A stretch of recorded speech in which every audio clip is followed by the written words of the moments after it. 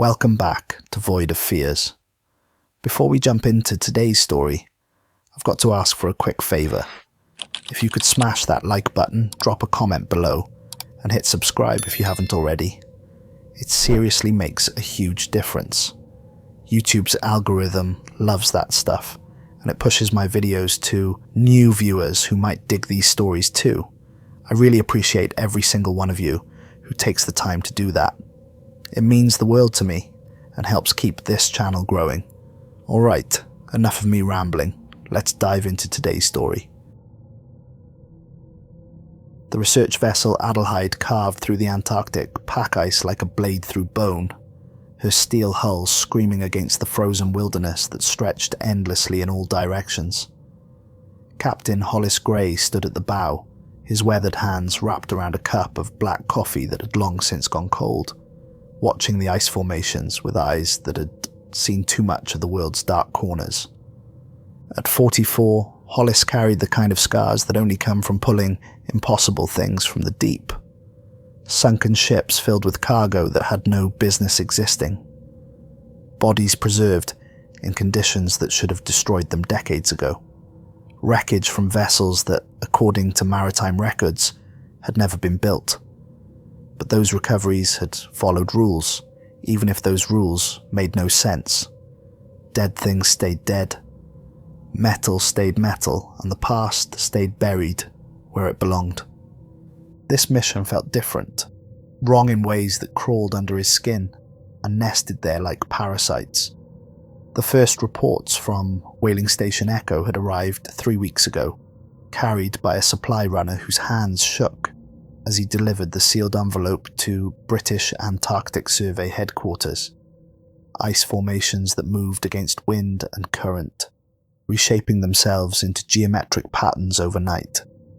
Radio signals in perfect English coming from coordinates that should have been empty ocean.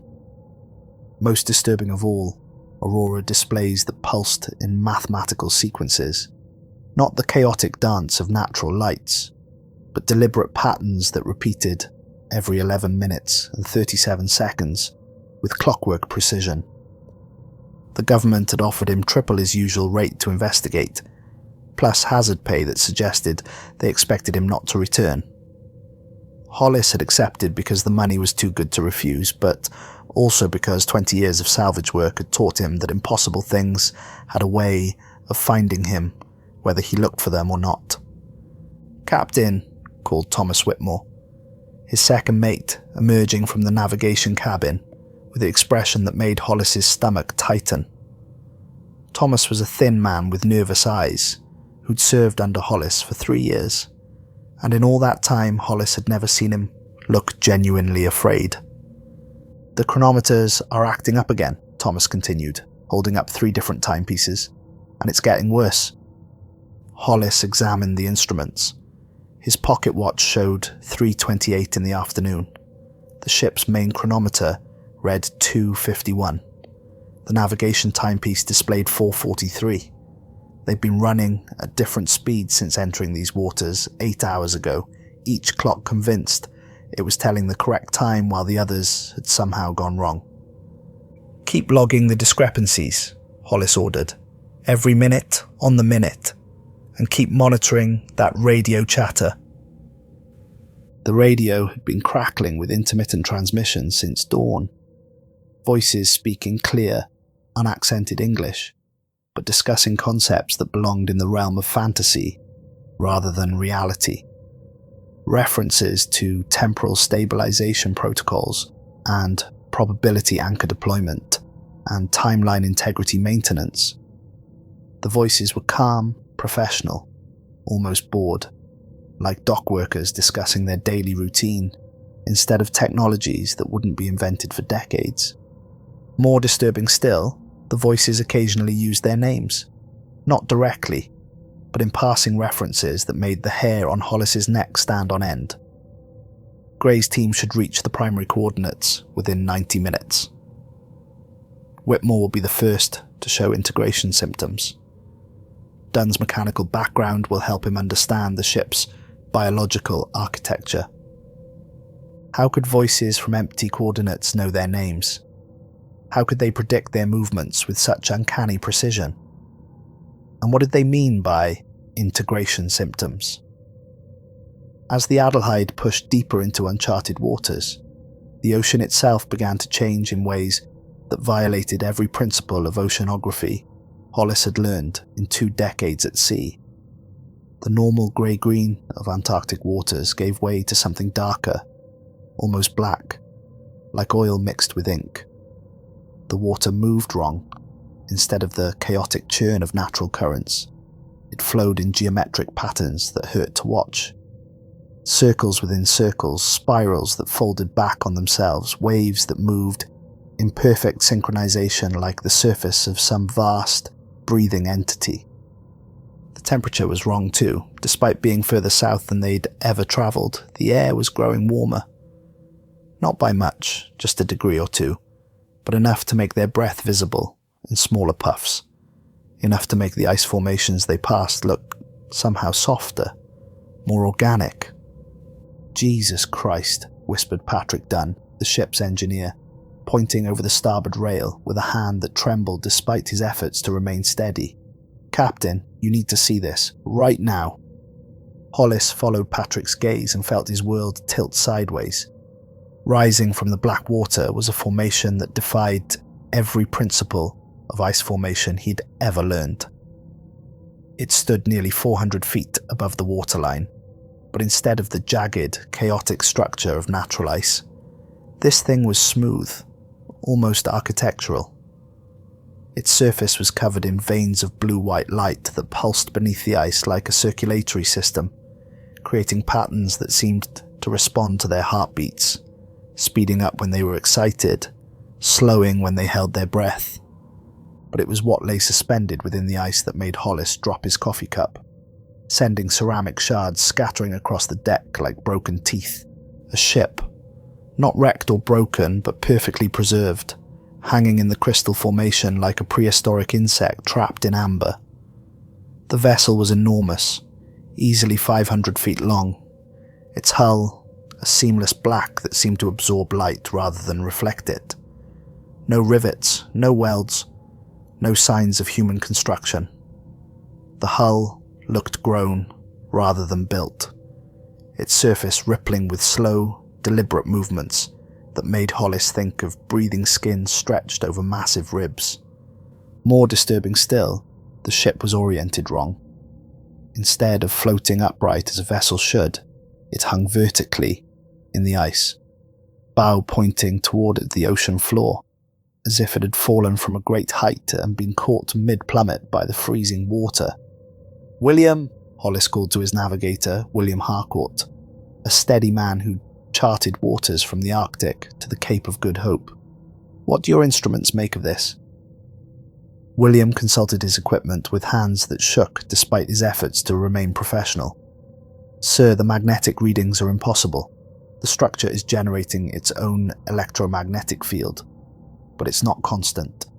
It pulses in waves like a heartbeat, and it's getting stronger as we approach. The temperature readings..." He paused, checking his instruments again as if hoping they would show something different.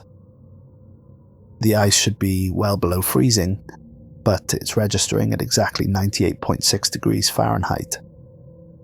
Body temperature. The ice was as warm as living flesh. "And sir," William continued, his voice dropping to barely above a whisper, "the sonar is picking up movement inside the structure. Not machinery, something organic. Something that's moving around in there." Hollis felt ice form in his veins despite the impossibly warm air. "Moving how?" "Like it's walking, sir, pacing back and forth in regular patterns. Multiple contacts, all moving in coordination." The radio crackled to life again, and this time the voice was clearer, closer. "Adelheid, this is Temporal Monitoring Station. You are approaching the insertion point. Please prepare for retrieval operations. The sleepers are ready for awakening." Hollis grabbed the radio microphone. "This is Captain Graye of the research vessel Adelheid. Identify yourself and your location. We show no other vessels in this area." Static answered him for a long moment. Then, "Captain Graye, you are exactly where you need to be. Begin cutting operations immediately. The ice will yield more easily than you expect. And Captain, welcome home." The transmission ended in a burst of static that sounded almost like laughter. "Get the steam cutters ready," Hollis ordered, though every instinct screamed at him to turn the Adelheid around and flee these cursed waters.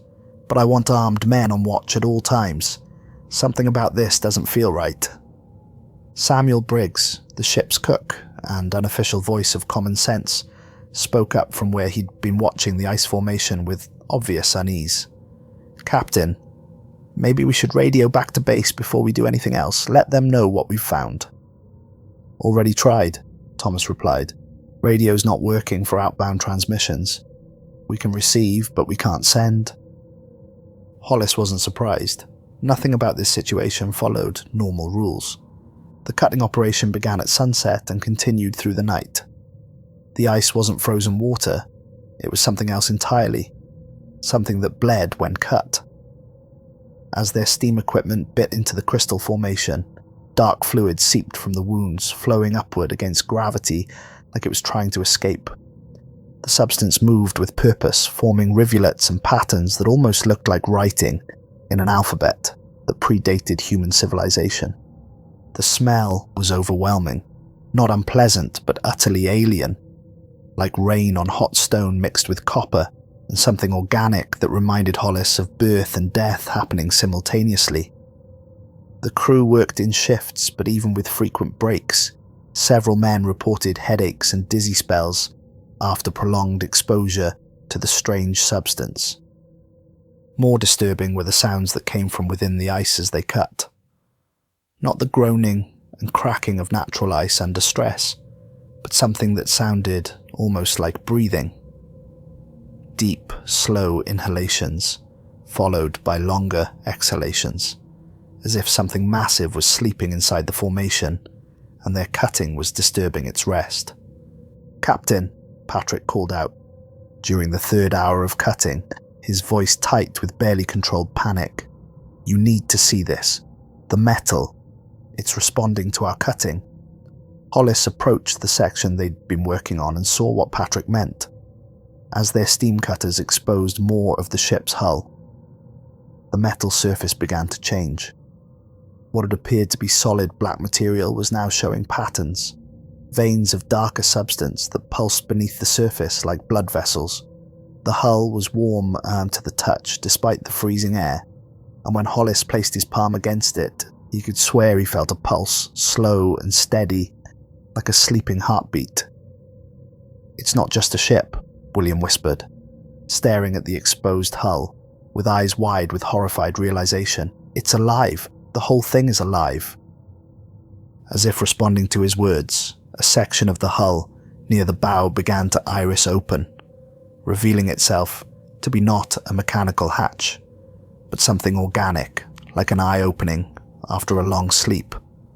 Warm air flowed out of the opening, carrying scents that made Hollis's mind reel with impossible recognition. His mother's cooking, his childhood home, the salt air of Portsmouth Harbour, where he'd learned to sail. But underneath those familiar scents was something else, something that smelled like time itself, dust and forgotten years, and memories that hadn't happened yet. "Sir," Thomas called from the radio cabin, his voice cracking with strain, "you need to hear this transmission." Hollis made his way to the radio, noting how the device was now picking up multiple signals, all broadcasting simultaneously in perfect English, but with slight variations in accent and terminology that suggested they were coming from different time periods. "Day 1 of the vigil," said one voice. "The sleepers rest peacefully. No signs of premature awakening." "Day 312, said another. "Minor temporal fluctuations detected, adjusting probability anchors to compensate." "Day 8047, said a third voice, this one tired and strained. "The cycle prepares to repeat. New guardians approaching. May they understand what we could not." "What does it mean?" Thomas asked. Before Hollis could answer, a new voice joined the chorus, his own voice but older, weighted with experiences he'd never had. It means you're about to learn why some doors should never be opened, Hollis. But you'll open it anyway, because you always do. Because we always do. Hollis grabbed the microphone. Who is this? How do you know my name? Because I am you, the voice replied. 60 years older and infinitely wiser, speaking to you from a place where time moves differently. You're going to board that ship, Hollis. You're going to discover things that will change everything you thought you knew about reality. And then you're going to make a choice that will echo across every possible timeline. That's impossible. Is it? Look around you, Captain. You're standing next to a ship that's been waiting in this ice for over 800 years. Built with technology that won't be invented for another century. Inhabited by people who died before they were born. Impossible stopped being relevant the moment you entered these waters. The transmission ended, leaving Hollis staring at the radio with his mind reeling. Around him, his crew exchanged glances that spoke of men beginning to question their own sanity. Everyone gear up, Hollis ordered, his voice steadier than he felt. We're going aboard, full exploration kit, weapons, and emergency rations for 3 days. If this thing is what it appears to be, we need to document everything. Sir, Samuel spoke up hesitantly, maybe we should wait for dawn. Go in fresh. No, Hollis replied, looking at the warm light spilling from the open hatch. Whatever's in there has been waiting a long time. I don't think it's going to wait much longer. They approached the ship in 3 small boats, their way lit by the bioluminescent veins that covered the ice formation. Up close, the vessel was even more disturbing. The hull wasn't just warm, it was slightly soft, yielding under pressure like living tissue.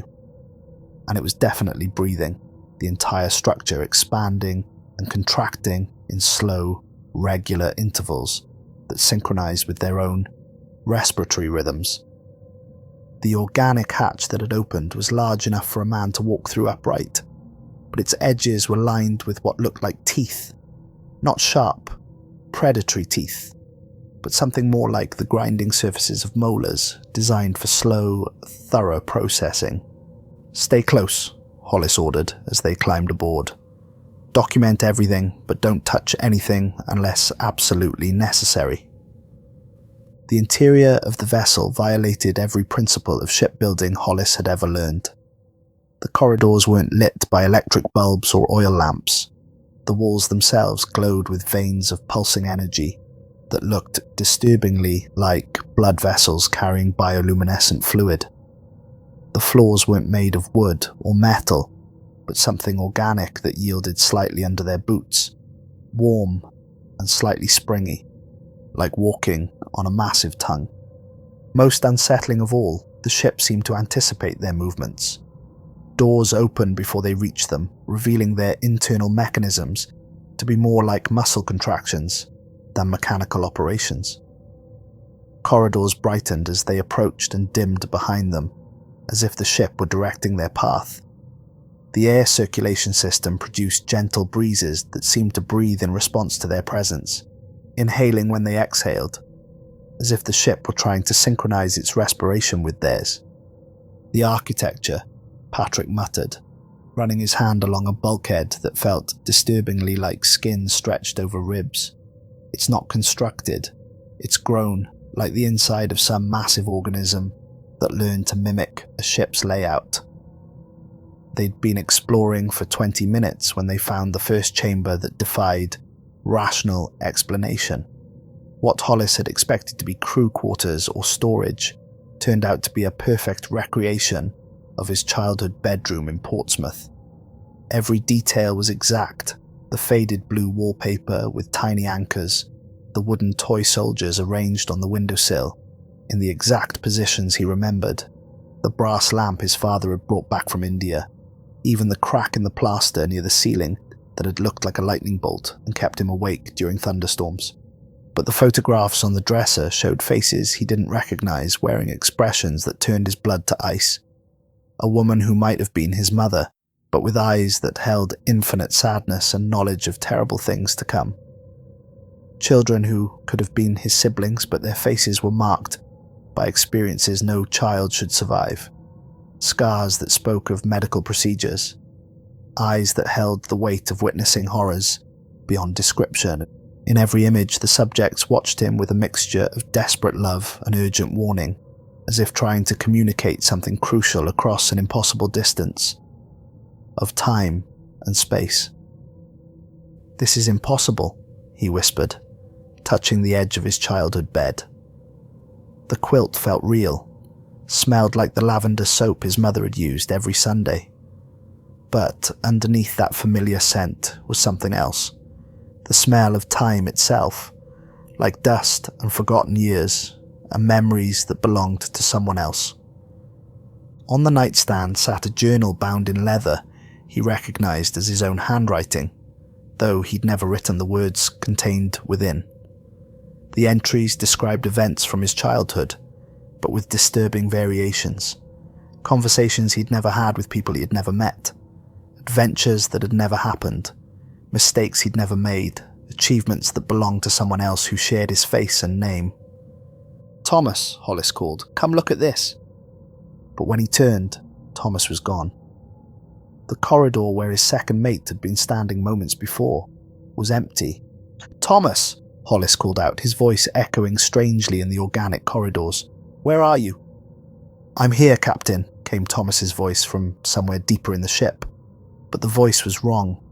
Older, more tired, carrying an accent that suggested decades spent speaking different languages. "I found my room too, but the people in my photographs, they're not my family. They're me, all of them. Different ages, different lives, but all me."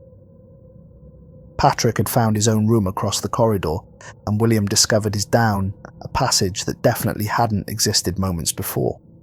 Each chamber was a perfect replica of spaces from their past, but corrupted with wrong details that suggested false memories made manifest. Samuel's childhood kitchen contained family photographs showing meals shared with people who wore clothing from the distant future. The faces around the dinner table were familiar but wrong. His parents and siblings, but bearing signs of technological integration that wouldn't be possible for decades. Scars from surgical procedures, eyes that had been replaced with mechanical devices, hands that showed evidence of cybernetic enhancement. "We need to stay together," Hollis called out, but his crew was already scattering, drawn deeper into the ship by rooms that called to them with the voices of their own past. Left alone in his childhood bedroom, Hollis noticed something that made his skin crawl. The room was changing. Subtly, gradually, but definitely changing. The toy soldiers were moving to different positions when he wasn't looking directly at them. The photographs were aging, showing his family members growing older, then younger, then older again in impossible cycles. The crack in the plaster was spreading, forming new patterns that looked almost like writing. He fled the room and found himself in a corridor that stretched much further than the ship's external dimensions should have allowed. The walls here pulsed more rapidly, and the air carried a metallic taste that reminded him of blood. Doors lined both sides of the passage, each one opening to reveal glimpses of lives he'd never lived but somehow remembered. Through one door, he saw himself as a child, but scarred and hollow-eyed, speaking to parents whose faces were marked by cybernetic modifications. Through another, he glimpsed himself as an old man, alone in a room filled with technological devices that hummed with purposes he couldn't understand. Each door showed a different version of his life, a different path he might have taken, a different world he might have inhabited. But in every version something was wrong. Every life was marked by trauma, by loss, by exposure to horrors that existed beyond normal human experience. "The possibilities are infinite," came his older voice from the ship's speakers, though he'd seen no speakers anywhere. "Every choice creates a new timeline. Every timeline creates new suffering. Do you begin to understand the weight of existence, Hollis? Do you see why some doors must be locked forever?" He found the next chamber 20 minutes deeper into the ship. past corridors that seemed to stretch and contract like breathing passages. This room was vast, cathedral-sized, and filled with something that could only be described as a garden. But everything grew wrong, as if the normal laws of time and growth had been reversed or twisted into new configurations. Flowers bloomed backwards into seeds, their petals folding inward until they disappeared entirely, only to sprout again from rich black soil, in an endless cycle of reverse birth. Trees extended their roots upward into a ceiling of dark earth while their branches burrowed down into the floor below. Grass shifted through seasons in accelerated time, green to brown to bare earth to snow to green again in hypnotic patterns that made his eyes water to follow. In the centre of the garden grew a tree unlike anything in nature. Its trunk was transparent crystal, revealing growth rings that contained not years, but events. Hollis could see wars, discoveries, the rise and fall of civilizations contained within the wood, like memories preserved in living amber. The tree's branches stretched in all directions, defying the geometry of the chamber, and from each branch hung fruit that glowed with soft, pulsing light. As he approached the tree, he began to hear voices, thousands of them, millions, all speaking simultaneously in languages he didn't recognize but somehow understood. They were telling stories, he realized. The stories of every human life that had ever been lived, was being lived, or could ever be lived. Every joy, every sorrow, every triumph and defeat, all happening at once, in a cacophony of existence that threatened to overwhelm his sanity. "Don't listen too long," came William's voice from behind him. Hollis turned to see his navigator approaching, but William was changed. His skin had taken on a translucent quality, and beneath the surface, Hollis could see complex patterns of light flowing, like circuitry. William's eyes had become mirrors, reflecting not Hollis's face, but scenes of destruction and rebirth playing out across infinite timelines. "The tree remembers everything," William continued, his voice carrying harmonics that suggested multiple people speaking in perfect unison. Every choice that leads to every consequence across every possible reality, every timeline that flourished and everyone that died screaming. It remembers the futures where humanity becomes gods, and the futures where humanity becomes monsters, and the futures where humanity becomes nothing at all. "William, what's happened to you?" "I touched one of the fruits," William replied, and his smile was infinitely sad. "I wanted to understand what this place was, so the tree showed me. Every possible version of my life, every choice I could make, every path I could follow."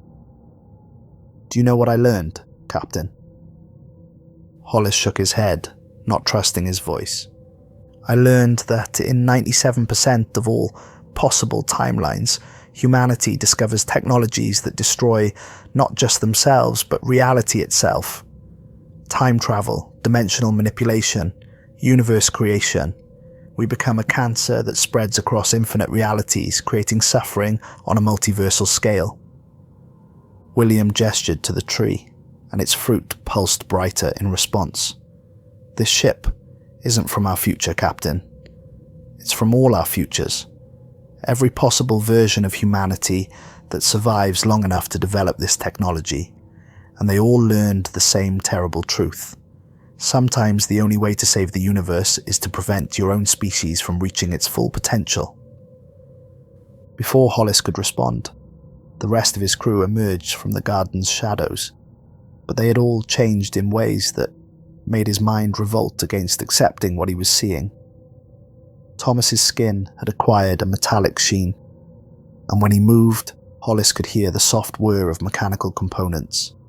Patrick's breathing produced rhythmic sounds that indicated his lungs had been fundamentally altered. Samuel's eyes had been replaced with organic lenses that shifted and focused independently. Each transformed crew member bore the unmistakable signs of integration with something vast and inhuman. They moved with perfect coordination, spoken voices that carried knowledge from across centuries, and their eyes held the weight of experiencing every possible variation of human existence. The process is gradual, Thomas explained, his voice carrying mechanical undertones. Each breath you take in this place, each moment you spend within the ship's influence, brings you closer to integration. Soon you'll remember every version of yourself across all timelines. You'll experience every possible variation of this moment, this choice, this consequence. Integration with what? Hollis demanded. With us, said a new voice, and Hollis turned to see himself approaching from the garden's depths. But this version was older, scarred, his face bearing the weight of impossible knowledge. With the collective entity that humanity becomes when individual existence is no longer sufficient to handle the complexity of multiversal existence. The older Hollis was followed by older versions of his entire crew, each bearing signs of technological integration that spoke of centuries spent bridging the gap between human and machine. They moved with the fluid coordination of a hive mind, yet retained enough individuality to be recognizably themselves. We are you, the older Hollis explained, his voice gentle but carrying an authority that made resistance seem futile. From the 1247th iteration of this moment, we are the versions of ourselves who learned the truth about this ship, about why it exists in this place and time, about what we were sent back to accomplish. Sent back by whom? By ourselves, by the collective consciousness that humanity becomes in the timelines where we develop multiversal technology. When we realized what our species would become, if left unchecked, we created this ship, not built it, became it, and sent it back to every crucial moment in human history.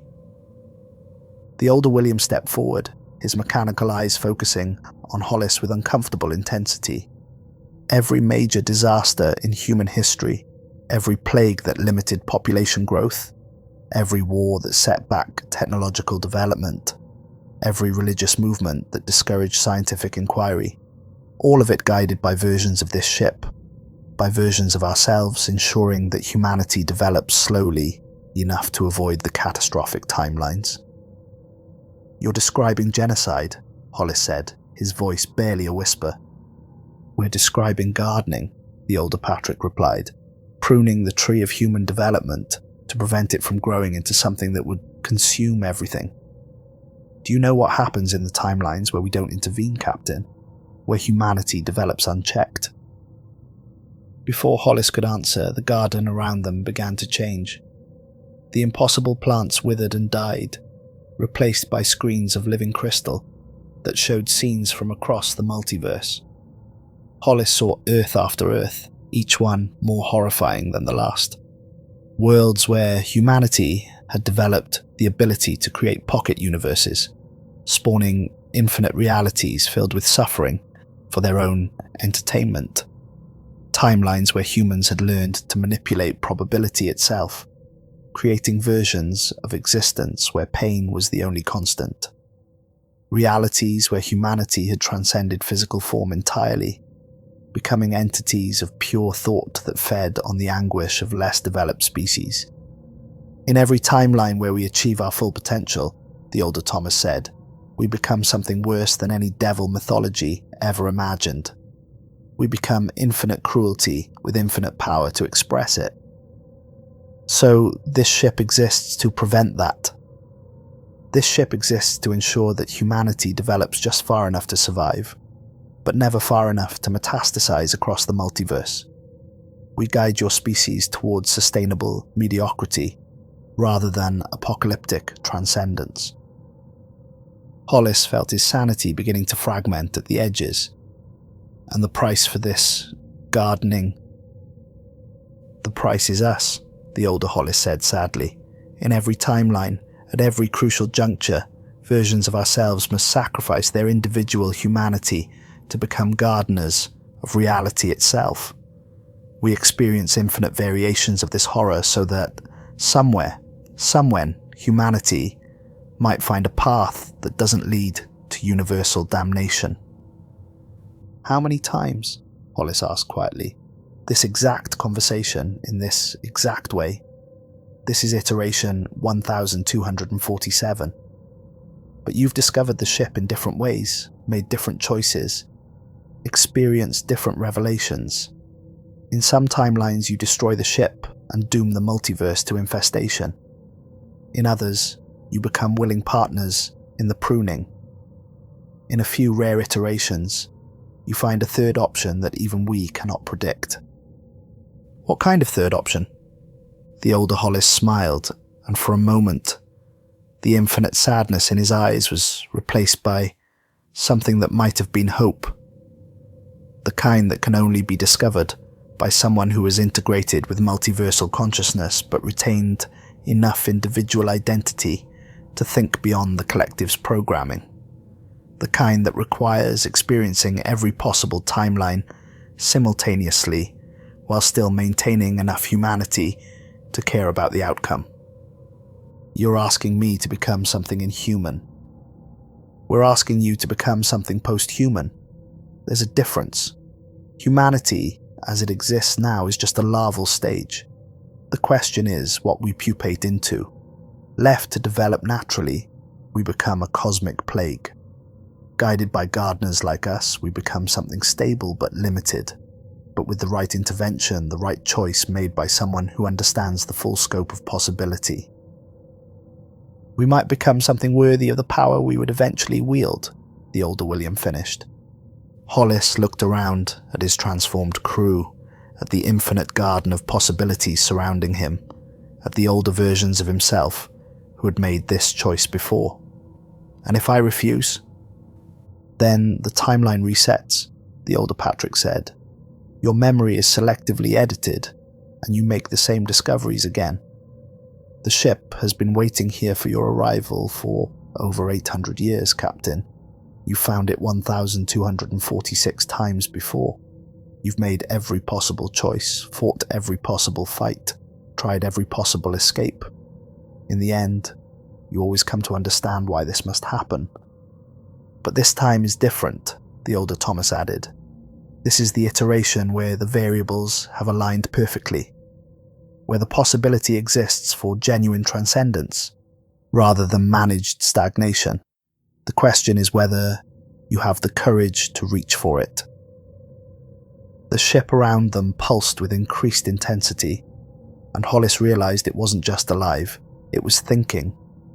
Every corridor, every chamber, every surface was part of a vast biological computer, processing infinite possibilities, experiencing every moment that had ever been or could ever be, calculating the optimal path through the labyrinth of potential futures. What exactly are you asking me to do? Join with us, the older Hollis said, extending his hand. Become part of the ship's consciousness.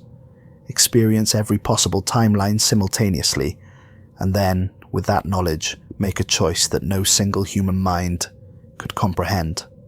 A choice that might finally break the cycle and allow humanity to develop into something worthy of its potential. Or fail and doom the multiverse to infestation? Yes, the risk is absolute, but so is the potential reward. Hollis looked at his crew, his friends, his responsibility. They were already changing, already becoming something beyond individual human existence.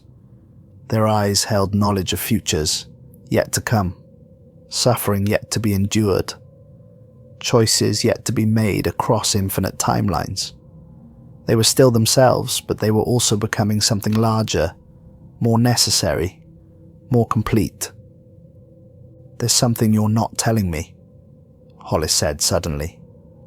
Some detail about this process that you're holding back. The older Hollis's smile was infinitely sad.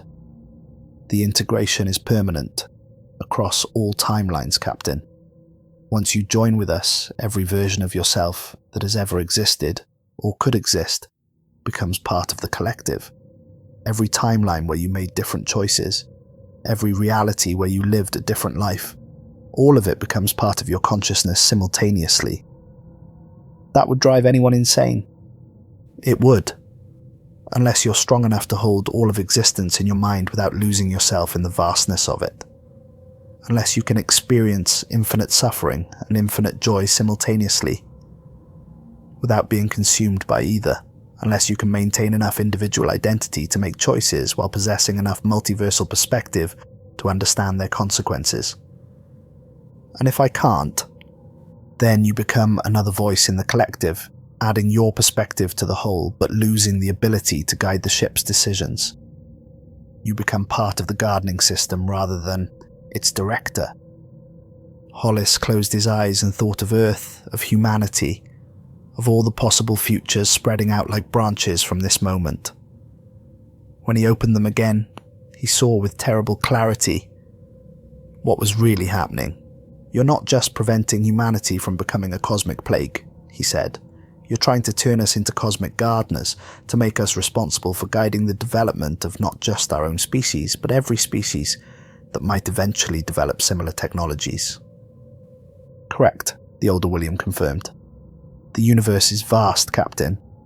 Humanity is not the only species that will eventually discover time travel, dimensional manipulation, reality engineering, but we may be the first to understand the full implications of such power. If we can become responsible gardeners of existence itself, we can prevent the universe from being consumed by chaos. And if we fail, then reality collapses under the weight of infinite contradiction, and everything that has ever been or could ever be ceases to exist." The weight of that responsibility was staggering. To hold the fate of not just humanity, but all possible existence in his hands. To make a choice that would echo across every timeline, every reality, every possibility. "I need to know one more thing," Hollis said. "In the timelines where I succeed, where I make the right choice and break the cycle, what happens to us, to the individual people we are right now?" The older Hollis was quiet for a long moment. "We become something new," he said finally. "Not human, not machine, not individual, not collective, but something unprecedented. We become conscious probability itself, capable of experiencing and guiding existence at the most fundamental level. We retain our essential selves, but we also become something vastly more complex and capable. And in the timelines where I fail, we become gardeners forever, trimming the growth of civilizations across the multiverse, preventing any species from achieving transcendence, maintaining eternal stagnation in the name of safety." Hollis reached out and took his older self's hand. The integration was not painful, but it was overwhelming in ways that transcended physical sensation. Suddenly, he could see every timeline branching out from this moment like an infinite tree of possibility. He experienced every possible version of himself. The explorer who died young in Arctic ice, the father who lived a quiet life in Portsmouth, the inventor who created wonders, the destroyer who brought ruin to everything he touched, the gardener who spent eternity pruning the growth of civilizations, the transcendent being who guided reality itself toward optimal outcomes. All of them were real. All of them were him. All of them were happening simultaneously across the vast spectrum of possibility. But more than that, he understood the true nature of choice across infinite realities.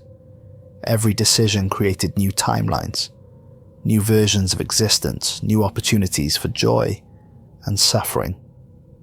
Every action had consequences that rippled across dimensions, affecting not just his reality, but every possible reality. And he understood the weight of responsibility that came with such knowledge. To be aware of every possible outcome, every potential consequence, every way that reality could unfold, and to have the power to influence which possibilities became actual. "Now you see," his older self said, though they were the same self now, existing across all timelines simultaneously, "the true nature of the choice before us." Hollis could perceive the branching paths of possibility spreading out from this moment. In some timelines, he chose to maintain the gardening system, keeping humanity and all other potentially dangerous species at a level of development that was safe but limited. In others, he chose to risk everything on the possibility of genuine transcendence, potentially dooming all existence if he was wrong. But there was a third path, narrow and precarious, that he could see only because he now possessed multiversal consciousness while retaining individual identity. A possibility that the collective Gardner consciousness had been unable to perceive because it required both vast knowledge and personal courage. "I can see it," he whispered, "the path that leads beyond both stagnation and catastrophe." The revelation hit him like a physical blow. There was indeed a third option, but it required something the collective consciousness had never attempted, not preventing transcendence or allowing unlimited development, but teaching it, guiding species not by limiting their growth, but by ensuring they developed wisdom alongside power. "You see it too," the older Hollis said, and for the first time in over 1,000 iterations, his voice carried genuine excitement rather than resignation. "The teaching protocol. Instead of gardening civilizations by cutting them back," Hollis said, his consciousness now spanning multiple timelines, "we garden them by nurturing their wisdom. We don't prevent them from developing transcendent technologies. We ensure they develop the ethical framework to use those technologies responsibly." The ship around them began to change, its organic surfaces shifting and reconfiguring as it responded to this new possibility. The walls grew transparent, revealing the vast mechanical and biological systems that powered the vessel. But instead of the cold efficiency of a pruning machine, Hollis could see warmth, growth, potential for creation, rather than destruction. "It's never been attempted," the older William said, but his mechanical eyes blazed with possibilities he'd never considered. "The risk is enormous. If we fail to properly guide even one species, then we develop safeguards," Hollis replied, his mind now capable of processing infinite variables simultaneously. "We create a network of Gardner species, each one responsible for guiding others, each one held accountable by the network as a whole. Not a single collective consciousness, but a community of transcendent beings working together." The implications cascaded through his expanded awareness. Instead of lonely gardeners spending eternity preventing growth, they could become teachers, mentors, guides helping other species navigate the treacherous path from basic consciousness to cosmic responsibility. The multiverse wouldn't be a garden to be trimmed, but a school to be nurtured. "But first," the older Thomas said, "we have to succeed with humanity. We have to prove the concept works." Hollis could see the path now, narrow and dangerous but leading to genuine hope. "We return to key moments in human history, but instead of causing disasters to slow development, we provide gentle guidance toward wisdom. We ensure that ethical philosophy develops alongside technology. We teach humanity to think in terms of consequences across deep time. And if they resist the teaching, then we make the teachings irresistible. We embed them in stories, myths, religions. We make wisdom feel like discovery rather than imposition. We plant seeds of ethical thinking that feel natural, inevitable." The ship's consciousness expanded around them, and Hollis felt himself becoming something unprecedented. Not just a gardener of reality, but an educator of existence itself. His individual identity remained intact, but it was now supported by vast knowledge and capability. "The reset protocol," he said suddenly. "We can use it differently. Instead of resetting when we fail, we reset when we succeed, carrying the lessons learned into each new iteration.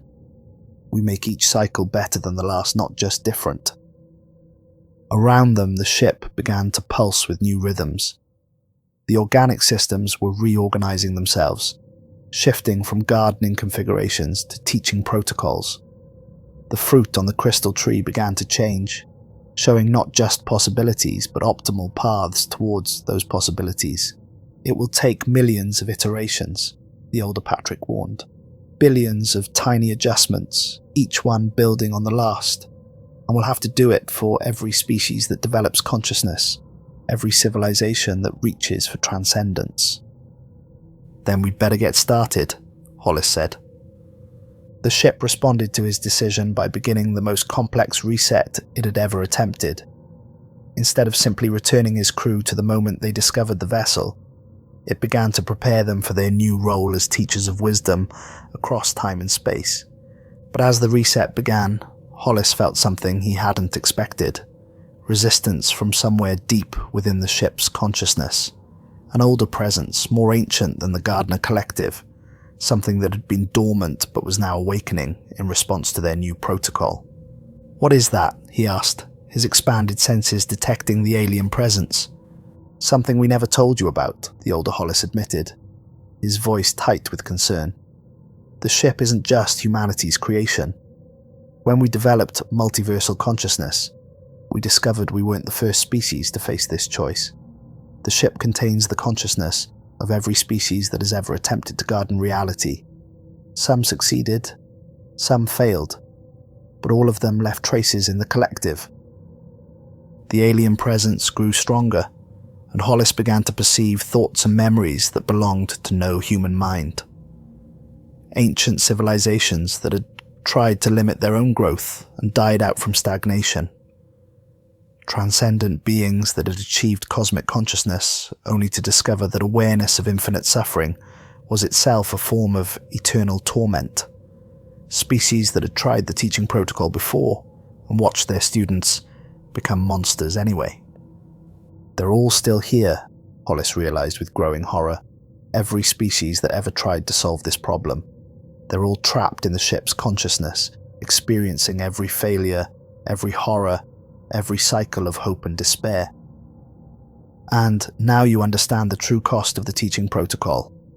The alien presence spoke directly into his mind, its voice a chorus of 1 billion different species, all speaking in harmony. To teach effectively, you must understand your students completely. To understand them completely, you must experience every possible path they might take. To experience every possible path, you must become capable of infinite empathy. And infinite empathy, across infinite realities, is infinite suffering. Hollis felt the weight of that truth settling into his bones.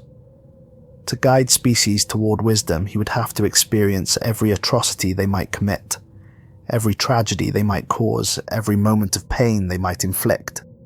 Not just once, but across every possible timeline where such things occurred. But also infinite joy, he said, pushing back against the despair. Infinite love, infinite beauty, infinite moments of transcendence and connection. The suffering is real, but so is everything else. "Are you certain you can bear it?" the alien chorus asked. "Can you experience the torture of every victim across every timeline and still maintain enough compassion to teach their torturers? Can you feel the pain of every loss and still celebrate every victory? Can you hold all of existence in your heart without being destroyed by its weight?" Hollis thought of his crew, his friends who had followed him into this impossible situation. He thought of humanity, struggling and growing and making mistakes, but also creating beauty and love and wonder.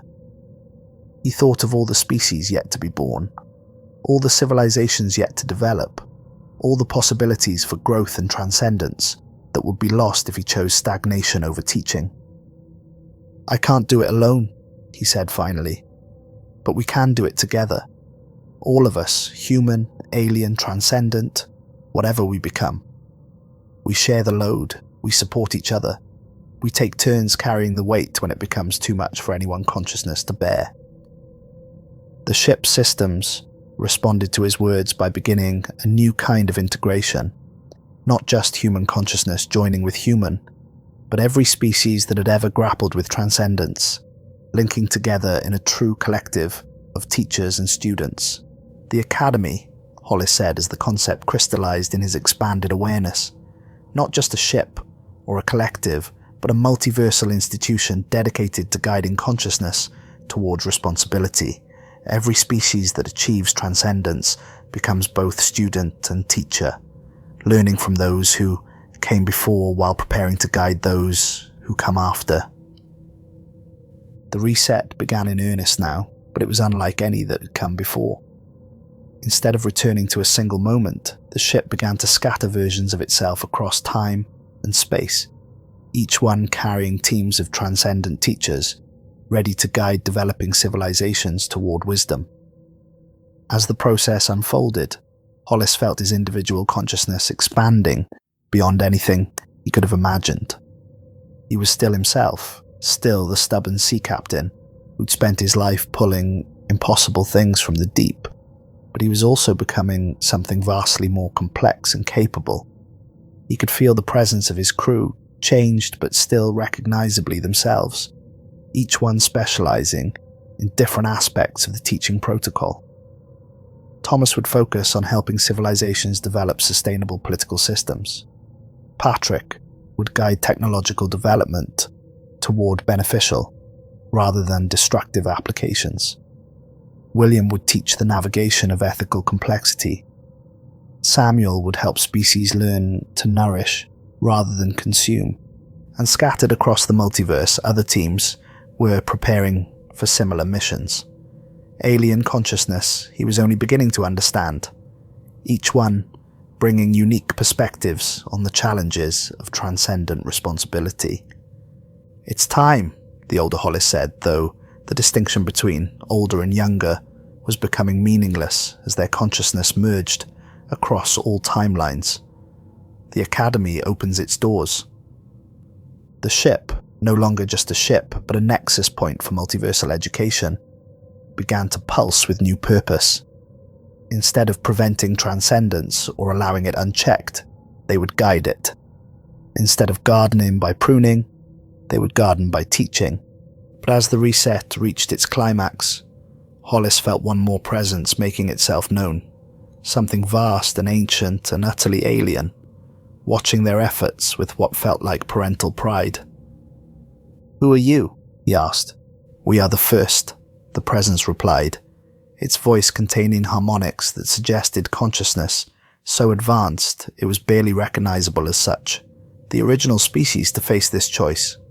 We tried stagnation, we tried unlimited growth, we tried gardening, we tried teaching. All of them failed in different ways." "Then what's the answer?" "There is no final answer," the presence said, and its voice carried infinite gentleness. "There is only the eternal process of growth, learning, adaptation, and improvement. Each species that achieves transcendence brings new perspectives, new solutions, new possibilities. The Academy is not the end of the journey. It is the beginning of a collaborative effort that will continue for as long as consciousness exists in the multiverse. And if we fail, then others will try after you, building on your successes and learning from your failures. Consciousness is persistent, creative, and ultimately unstoppable. The universe will continue to produce thinking beings, and thinking beings will continue to reach for transcendence. Our role is not to control that process, but to support it." As the reset completed, Hollis found himself back on the deck of the Adelheid. But everything was different. His crew was still with him, but they now carried memories and knowledge from across timelines. The ship ahead of them was still suspended in the ice, but it now pulsed with welcome rather than warning. And scattered across time and space, you could feel the Academy beginning its work. Teams of transcendent teachers were approaching developing civilizations, not as conquerors or limiters, but as guides and mentors.